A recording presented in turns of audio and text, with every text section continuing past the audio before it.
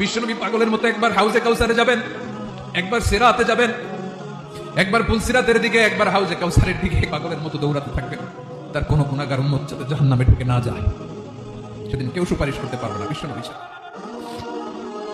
এজন্য 5 নম্বর আল্লাহ বললেন, মান যাল্লাযী ইয়াশফাউ ইনদাহু ইল্লা বিইذনিহি।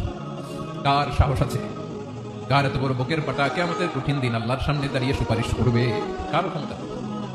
কারো ক্ষমতা নাই। বিশ্বনবী সেদিন সিজদায় পড়ে উম্মতের জন্য কাঁদবেন, সবাই কাঁদবে, নফসি নফসি, আল্লাহ আমারে বাঁচাও, আল্লাহ আমারে বাঁচাও। বিশ্বনবী বলবেন, উম্মতি উম্মতি।